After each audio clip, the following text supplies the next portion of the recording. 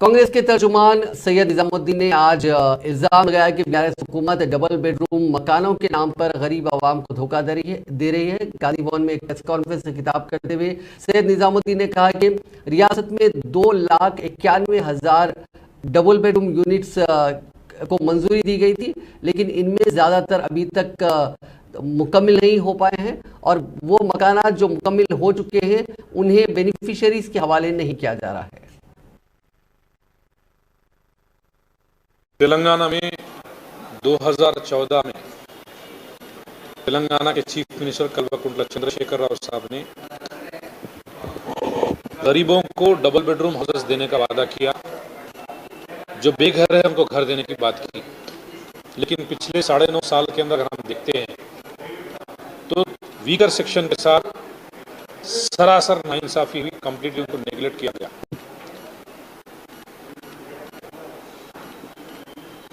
जितने घर बनाने की बात की है उस घर को बाजू रख के कम से कम जितने घर कंस्ट्रक्शन करे उसका 10% जो है ना डिलीवर नहीं करे, तो ये सरासर नाइंसाफी नहीं तो क्या है। लाखों एप्लीकेशन जो है आज भी तेलंगाना के अंदर पेंडिंग है डबल बेडरूम हाउसेस को लेकर। 2014 में इंटेंसिव हाउस होल्ड सर्वे का है, 91 लाख हाउस होल्ड्स के पास जो है जो सतह गुर्बत से नीचे है, जिनके पास जो सिंगल बेडरूम रहने वाले हैं वो लोग 45 लाख लोग हैं और रेंटेड हाउस में रहने वाले तकरीबन 24 लाख है। गवर्नमेंट की लैंड स्पेस स्लम एरियाज पे रहने वाले 3 लाख लोग हैं, जिनके पास घर नहीं है वो 27 लाख लोग हैं। 2011 के सेंसस के मुताबिक तेलंगाना का पॉपुलेशन 3,50 लाख था, 51 लाख था। ये 9 सालों के अंदर तकरीबन 30 लाख पॉपुलेशन और बढ़ा, क्योंकि 2021 में सेंसस होना चाहिए वो नहीं हुआ।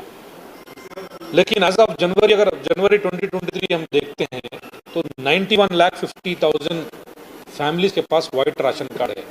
जिसके पास वाइट राशन कार्ड है उन्होंने एलिजिबिलिटी क्राइटेरिया के अंदर आते हैं डबल बेडरूम हाउसेस के अंदर। डिग्निटी हाउसिंग स्कीम 2 अक्टूबर 2015 में लॉन्च करे,